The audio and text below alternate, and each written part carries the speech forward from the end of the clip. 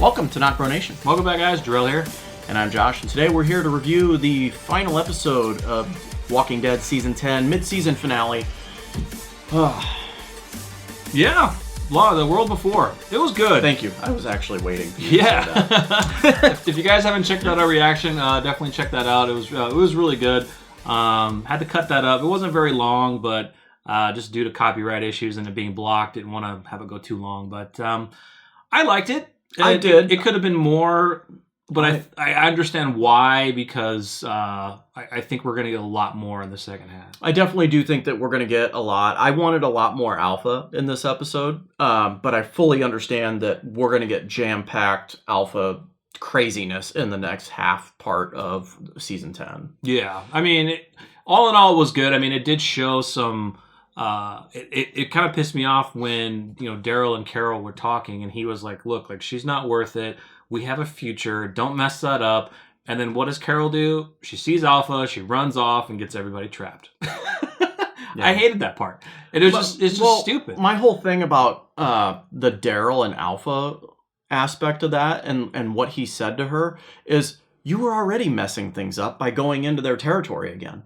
So, I mean, it's multiple times where you're going into their territory. So, I don't know why he was telling her that. I mean, I get it, right? Like, I kind of get it. He's more worried about her. Mm-hmm. But as far as, like, what they have and what they've built, no. I mean, they've already ruined that by multiple times going into the Whisperer territory. Yeah, but I think by this point... It's like Alpha already knows this. I mean, of course, Alpha only knows about this time. Who knows if they're still watching? They're always like making sure they're not being watched, but they know they're being watched. And I think they just don't care. They're just like, all right, we're going to get this deal done. So as long as we look around and make sure we don't see anybody, which they won't. That's how they feel they're being protected. At this point, if you're an Alexandrian or if you're any other survivors, like it's pretty much wartime at this point. I mean, they've infiltrated Alexandria. They've poisoned your water. It's game on at this point. Even Michonne, even over in Oceanside, because she heard the news, she's like, when she first met Virgil, she's like, well, he could be a Whisperer. We don't know what Whisperers look like anymore. We don't know. And like she was telling, Rachel and Cindy, like every single person that you vetted since the beginning, you need to go back and ask them again, because you need to be asking them more questions. Because she's like, Dante was with us before the fire. So any new person that you've gotten, you need to go back and ask, because that's true, because they just... Now that they know they've been infiltrated, they're now wondering, okay, everyone else that everybody knew that we've seen, it's like, who the hell knows? Yeah. Yeah. I mean, and great segue into the Dante stuff. I loved the Dante stuff. That was awesome. I thought it was great. I think we've said before the change of the character from the comics, I think the whole twist, I think was amazing. I think they did that right. Shocked the shit out of us. Oh, definitely. And we assumed he wasn't going to last very long.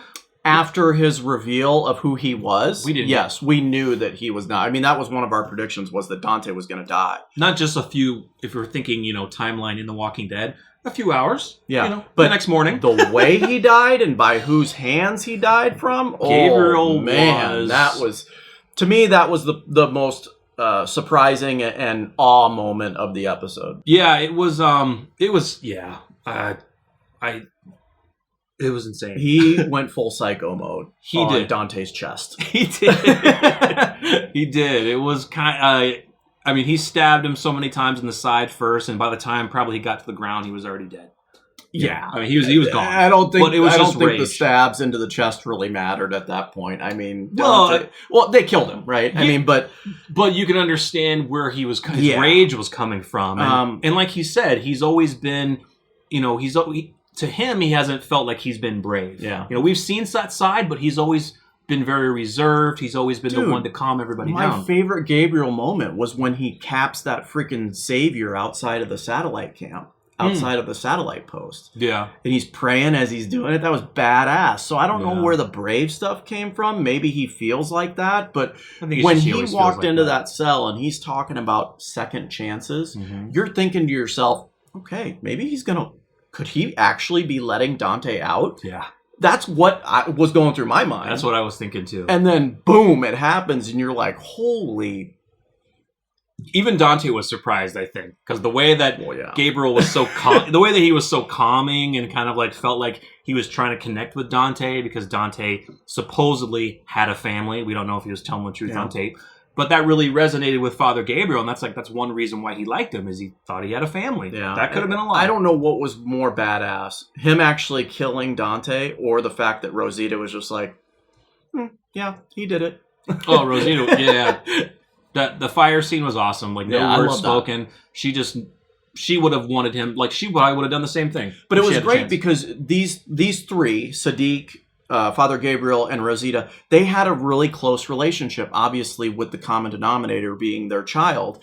And to see Gabriel and Rosita kind of proceeding over the disposal of his killer, it was just like poetic justice in my mind. It was really good.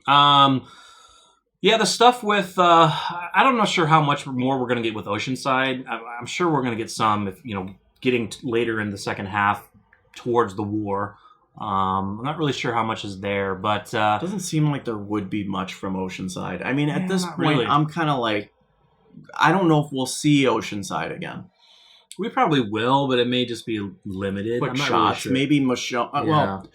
The biggest thing about, obviously, Oceanside is while Michonne and them were out, they are confronted, or Luke is saved by an individual called Virgil, named Virgil. And Virgil plays a kind of a big role in this episode because he's trying to get back to his family. And we discover that he is from a remote island close to the shores of Oceanside. I don't remember how far it was out, but 2 days. It's fortified. Yep. Now, we don't know how fortified. We get a pretty quick shot in the new trailer, which we'll be doing a reaction to, of how freaking fortified it is. Because, did you see that shot in the trailer? It was a warship. Yeah.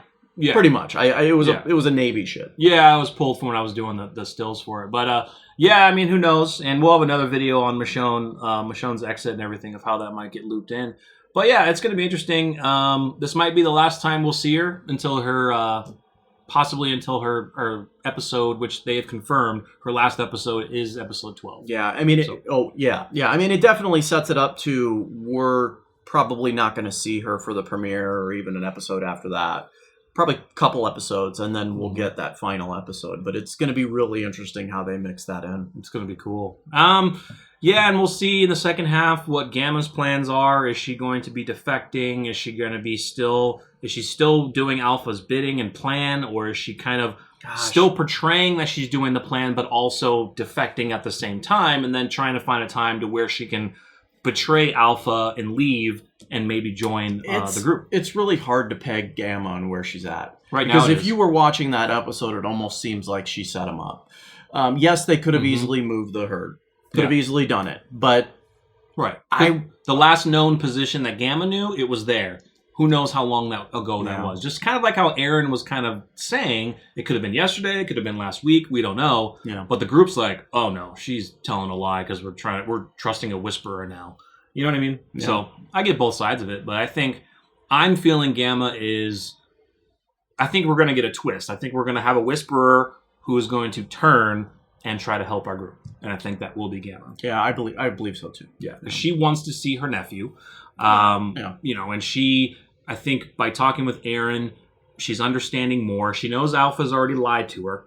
And I think she's kind of realizing, okay, Alpha's way, it's just not working for me. I thought it was, but I'll see what happens. Yeah, I definitely think that obviously the lie from Alpha was the icing on the cake. There were a lot of things leading up to it, primarily her sister.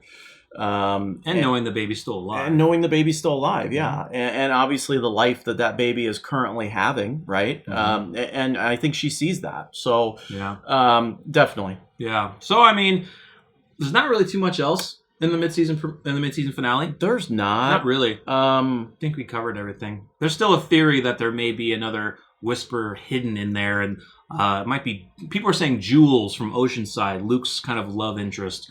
I mean, she was casted as a season regular. This is the second time we've seen her, so maybe we'll get more in the second half. But people are thinking maybe Jules could be a Whisperer in Oceanside. We just haven't seen too much of it. There could be one in every community that we don't know that. Yeah, you know. Yeah, we don't. Overall, I thought it was a good episode. I wish it left me wanting more, and maybe that's the purpose of it. But I just wanted to see a little bit more of Alpha. Surprised we got no Beta. But yeah, overall, it was a good mid finale. Yeah. We didn't have to have that all, death, right? I mean, we got it from Dante, but we kind of figured that was happening. Yeah, and I didn't think there was going to be another major character death in the mid-season finale. No. They could have. I mean, it's not like we keep saying, oh, they won't do it. I mean, they can do whatever they want to, but I usually they will not do anything. If they've already killed somebody in the previous one, a major character, they probably won't do it in the mid-season finale either. Just to play it safe. Yeah, but definitely. They could if they want to. Yep. I think they should. Yeah. And then kill somebody in the mid-season premiere. Kill them all. Kill them all. Jew, that's the only one left. All right, guys. Yeah, let us know in the comments your thoughts. Once again, if you haven't checked out our reaction, please check that out and let us know what you think. Stay tuned. We have a lot of cool videos coming out this week, and we hope you guys have a happy Thanksgiving. If we don't talk to you soon, I'm Jarrell. I'm Josh. We're NocBro Nation. We're out.